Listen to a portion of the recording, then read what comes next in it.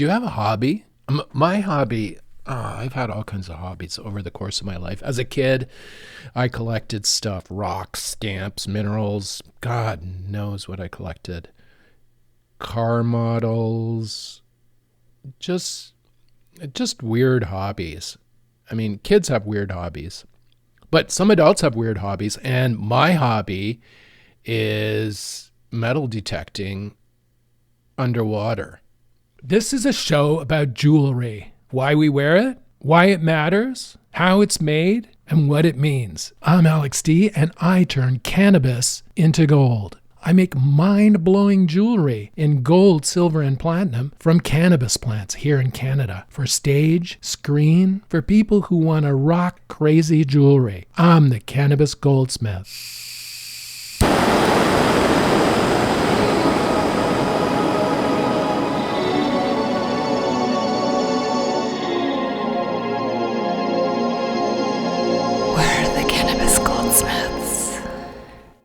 I know it's weird, but that's a fact. You might have seen these guys on beaches.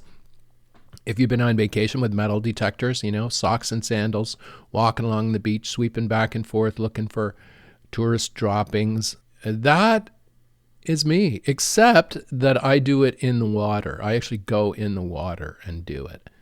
And maybe I don't dive or snorkel, although I have.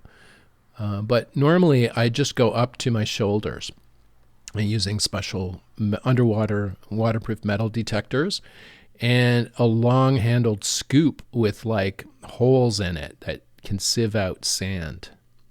Now, I know that sounds really weird, but hobbies are good, I think, because they allow you to blow off energy. Good hobbies will also have other effects that will allow you to get exercise, maybe some fresh air, maybe learn some things along the way. And this hobby was perfect for me because as a jewelry designer, you find jewelry and you get to see other people's designs and what other jewelers were doing with their stuff. I mean, generally you can see that if you go into a pawn shop, as I explained before, and look at a tray of rings. But when you find something, especially something really old, in an ocean or in a riverbed or whatever, it's a thrill. It's like treasure hunting. So that's the real joy of that hobby is that feeling you get when you find something. It's like that gold feeling, And I guess that's why so many people do it, is that they're looking for that particular thing. But for me, it was different. It's more about technique and more about history and the research and finding, doing the research to find an area to metal detect and then going out and doing it. And I've had a lot of success at it over the years. I'm not one of the top guys in the world anymore, but I was for a while. I don't do it anymore because my knees are bad and I don't have access anymore to the oceans that I used to hunt with my metal detectors. But I'll tell you about some of the stuff that I found, which is kind of interesting. And this particular show today is about sapphires, because sapphire is the birthstone of September. And here we are in September. Sapphires are hard as fuck. They're just down in hardness from diamond. A diamond is considerably harder in the scheme of things, but nothing gets between sapphire and diamond in hardness. It's a really hard material, which makes it great for stuff like sandpaper and grinding wheels and stuff that allow you to cut other stones. So it's not as expensive as in an industrial sense as diamond, say dust or grit as an abrasive. It's a little bit cheaper, and this is why you see it on sandpaper today. So you're using sapphires pretty much when you're sanding with wet sandpaper. It's corundum is what it's called. A sapphire is a corundum, and that's what the name of the gemstone is actually corundum. Now, people call it sapphire because a sapphire is a corundum that is any color but red. Now, a ruby is a corundum that is red. So a ruby is a type of corundum, but only red, the red color. Any other color is a sapphire. Any other color of corundum is a sapphire. And they come in all kinds of colors. Now, the colors that most people are familiar with are blue, sapphire blue. There are different kinds of blue sapphires. Generally, the very best, deepest blue colors were over history the most prized sapphires. You'll see them in imperial crowns. You'll see them in the engagement ring that Prince Charles gave to Lady Diana. That is a famous blue sapphire surrounded by diamonds. That sapphire is now owned or worn by Kate Middleton. Now, I don't know all the names and stuff, the princes and princess, all that, whatever. But anyway, you know what I'm talking about.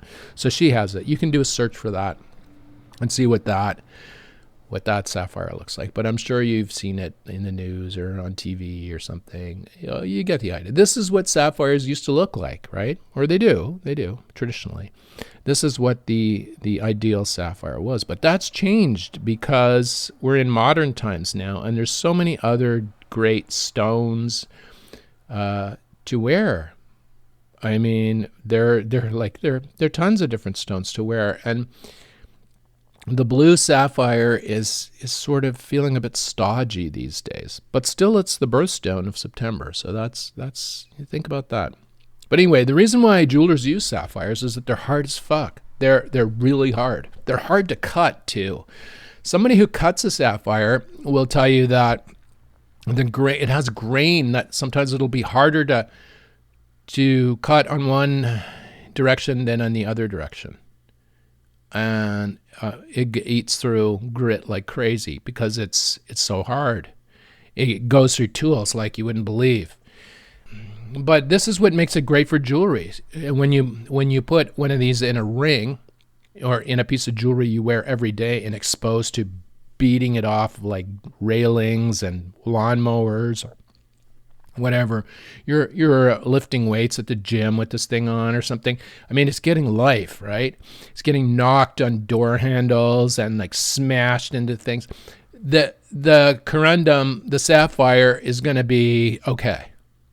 I mean, they're strong, and if it's set right in a ring, that's not going to jump out, or the stone's not going to fall out. If it's set really, really strongly in there, it's gonna be fine, right? So that's why jewelers like sapphires. But another reason is if you forget about the blue color, they come in all kinds of other colors. And there's one particular color that in modern times now is the most treasured color. And it's kind of a weird orange pink color. It's very strange. It's like it's almost artificial. It's like the tourmalines from Brazil that have that weird color that makes them so treasured and so desired. But in this case with sapphires, they're called excuse my Sinhalese here because I don't speak it, but Padparaja. The Padparaja sapphire is a sapphire that's a sort of orange pink color, like bright too, like really bright, artificial looking color. Now these are the most treasured, expensive ones, and they can get incredibly expensive. You can just imagine what these things might have looked like if somebody is combing a riverbed looking at little pebbles looking for gemstones in Sri Lanka. And this thing, you could see this thing a mile away because it's like, the color is so strange and bright and unusual. So that's the top end of sapphire right now. But the other colors are great too. And I think because everyone is focused on the blue and the pink orange colors, there are all these other colors of sapphire that you can get quite inexpensively for jewelry pieces. I mean, they're still expensive, but they're not diamond pricing. And you get these great colors. But in the case of me, I have one which I found in a treasure hunt in the Indian Ocean off the island of Mauritius. I have a sapphire, but it's clear. It's colorless. It has no color. It looks like a piece of, it looks like a diamond without the sparkle. So I have one that I've been wanting to set for many years now, and I think I'm going to set it in one of my cannabis leaf rings that I've designed, one of these live cast cannabis leaves. I'm going to drill a hole in one of the leaves and set this big sapphire in it for myself. It's a it's over 3 carats. It's a cushion cut sapphire. But let me tell you the story about the sapphire, because I found it. I treasure hunted it. And so this makes it have meaning for me. It's not just because it's cool. Sapphire is cool in the September birthstone. It's that it has some meaning for me, because how I found it is key. Now let me describe. So metal detecting. So I've had this hobby of metal detecting in the water, and every year I was going to South Africa for a couple of months to see my parents. And when after they passed away, I would still go down to the house, but I'd bring my metal detectors down, and the underwater metal detectors. I'd bring 3 detectors and a special scoop, and I'd go into the oceans off the Indian Ocean and hunt for treasure on the beaches in the sea. Now, the ocean there is rough. It's not North Atlantic rough, but it's still really rough. And I'm talking on the eastern side of South Africa, the Durban, KwaZulu-Natal south coast. I've also hunted some north coast in South Africa, and some of the Eastern Cape in the ocean. But here you have sharks, you have stinging jellyfish, you have, this is not sheltered, this is high waves. Some of these waves are massive. So let me describe it to you. You're in the water. In one hand, you got a metal detector that's sort of strapped onto your forearm. You're wearing headphones to hear what's coming out of the signal coming out of the metal detector. Okay, that's one hand. And the other hand, you've got a long handle scoop, it has a stainless steel sharp scoop on the bottom and a long handle like a shovel on the other end. Now, you're standing in the ocean up to your chest, and so you're both your hands have stuff in them, right? Around your waist, you have a pouch with a zipper that in case you find anything, you can put it in there and zip it closed. Now, there are waves coming at you. There are huge waves coming at you. They can range, it depends when you're hunting. If it's a rough sea, you can get big 6-foot tall waves hitting you. So you have to turn sideways and let the wave break over you. Keep your headphones on or bob above them so the wave doesn't knock your headphones off. And then all along you're sweeping your metal detector back and forth underwater. Now, metal detectors don't work if they're stationary. They have to be in motion all the time. You have to swing them back and forth. And this is how they detect metallic objects. They move across them and shoot like radio signals at them and listen to what comes back. So the machine has to be moving all the time. So here you're standing in the ocean wearing all this shit, and you're being hit by waves, and yet you're trying to swing this detector back and forth on the ocean floor, on the seabed. There's currents, there's undertow, there's sidewash, there's all kinds of shit going on. So you're trying to do work essentially, being buffeted by all these additional forces. It's physically really demanding. In South Africa, to metal detect in the ocean, the open sea in South Africa is like, it's hard. It's tough. But you can find amazing pieces. And with the ocean changes every day. So one day there could be, 10 feet of new sand on a beach that the ocean has deposited overnight. The ocean in its wisdom, the tide has come in and put a whole bunch of new sand on the beach, and consequently, you won't be able to find anything because it's buried under 10 feet of sand on the beach. And your metal detector will only go tops maybe, I don't know, 16, 18 inches if you know what you're doing. Depth. You're just detecting sand, basically, nothing.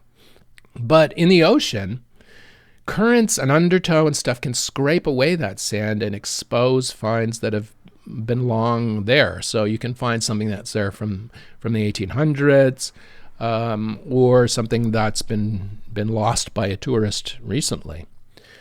But I'd go to South Africa and I'd work the ocean, and it's really physically hard to do. So I would do Pilates and exercise heavily before I went down to train for it, and then I'd go in the sea and metal detect, and I found some amazing pieces.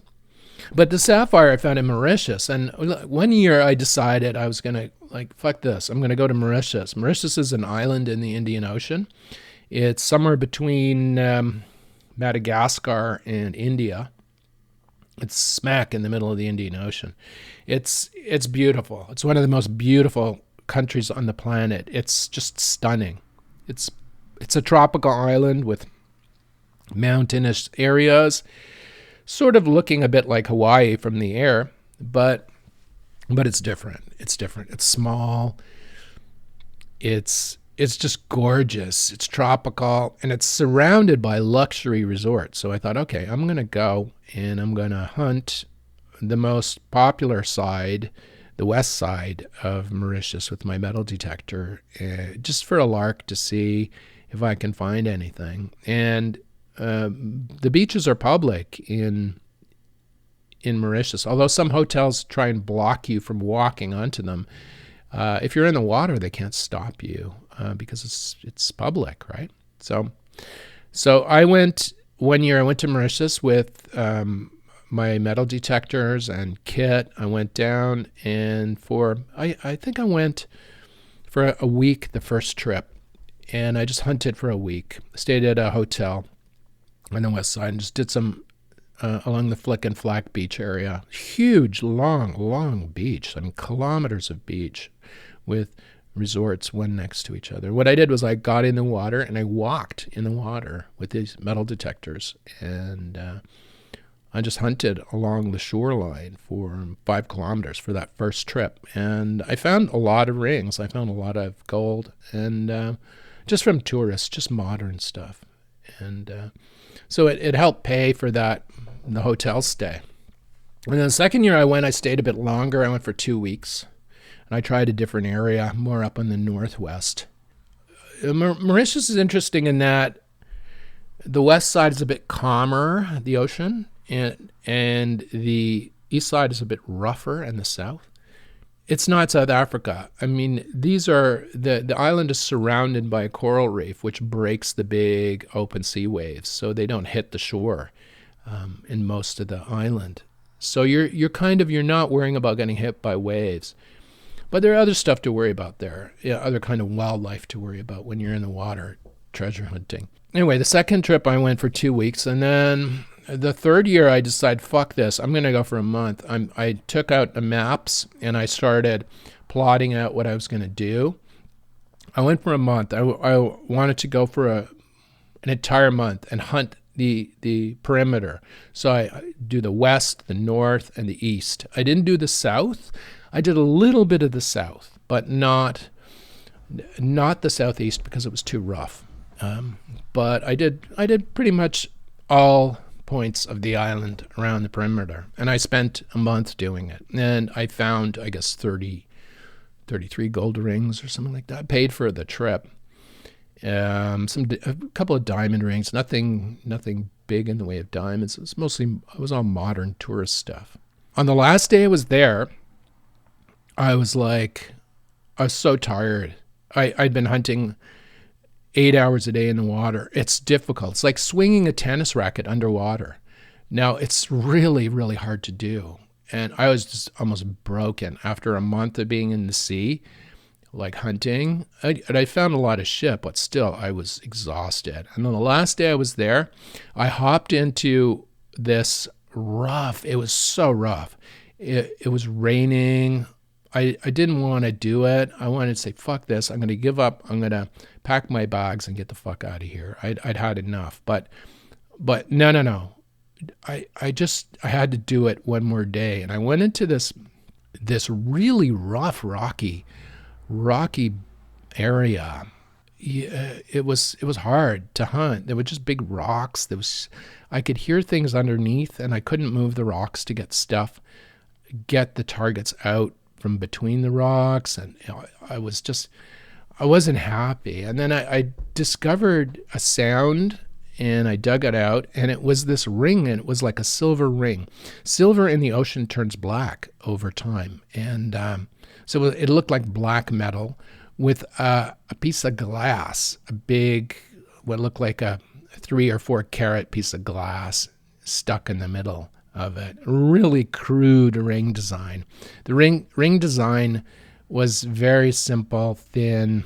It didn't look very good, actually. And this stone was set in the face of it with huge prongs. Like, I'd never seen prongs like this on a ring. And there were more metal in the prongs than in the ring itself, really. And I was thinking, it was a men's ring too. And I was thinking, this is weird. Why someone would put giant prongs on a silver ring? Because the silver's not worth that much compared to gold in the metal, for the metal. But here was this big kind of stone, and it was abraded. It had been knocked around by the ocean for God knows how long. It looked really, really old too. So anyway, I put it in my little bag, zipped it shut, and then got out of the water and packed up and came back home. And I didn't look at it for a long time. And then one day I just pulled this old ring out. I thought it was silver with a piece of glass in it. And I pried the stone out of the ring and took it to a gemologist I knew in Toronto. And she said, look, it's a sapphire. It's a natural sapphire. It's clear, transparent. It has minor inclusions in it. It's worth a lot of money. And I couldn't understand, why someone put it in such a kind of a poor setting. I still think about this, really.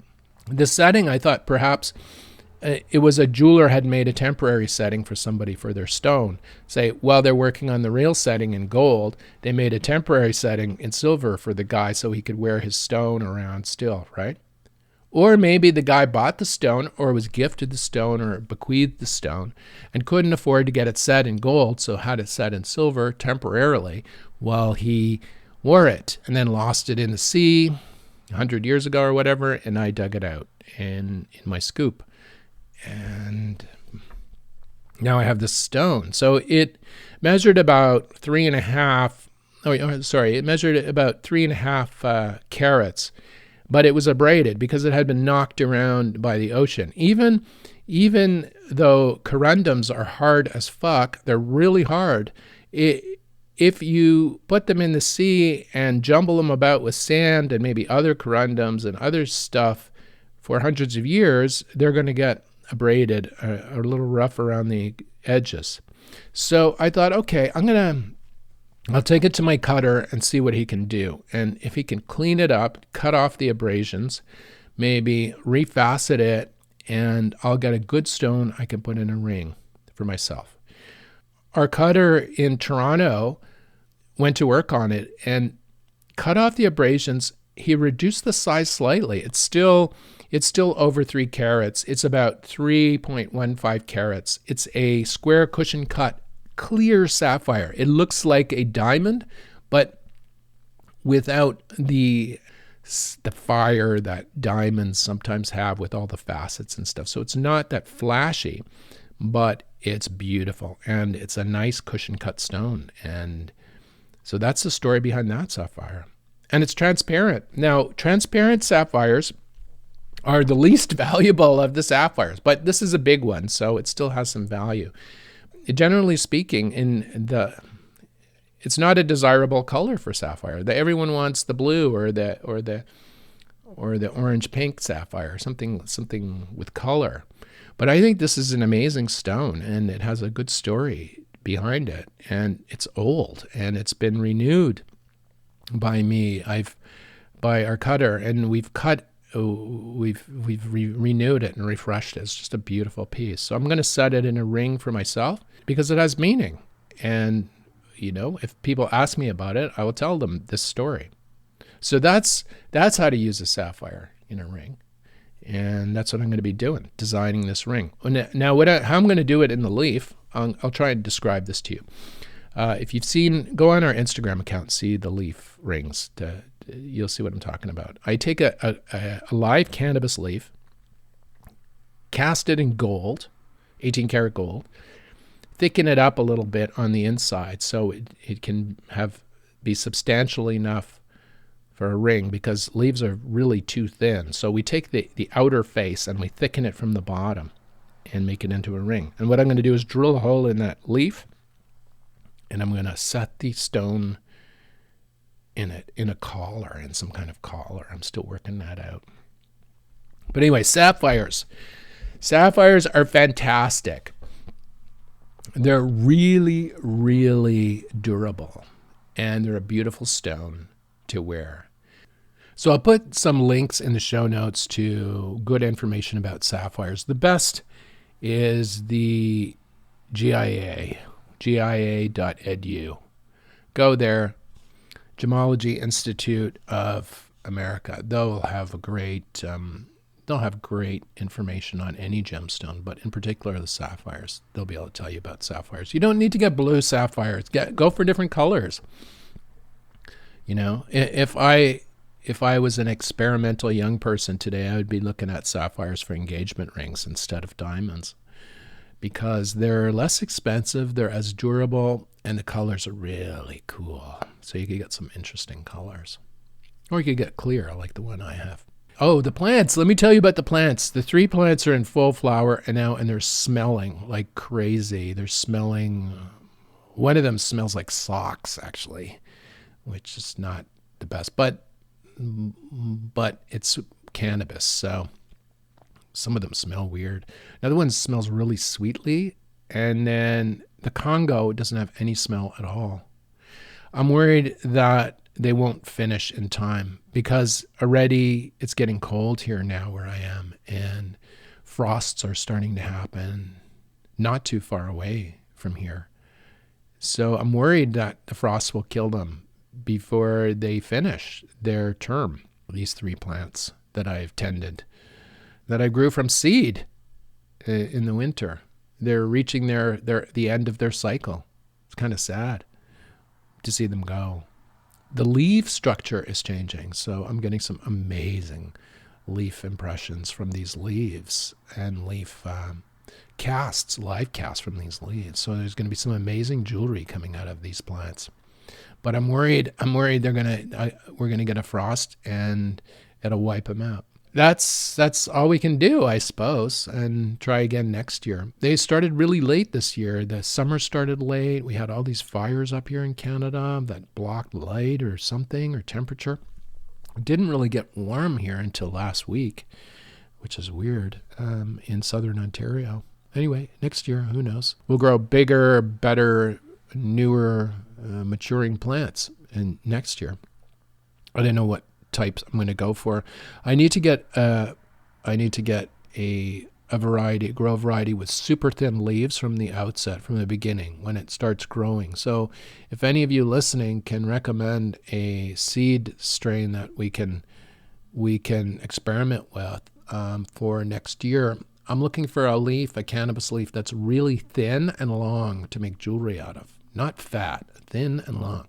So if any of you are listening here, send me an email, alexd@cannabisgoldsmith.com, with your suggestions as to what I should look for, what strain or variety I should look for with super thin, long leaves. I will try growing one to make into jewelry for our lines next year.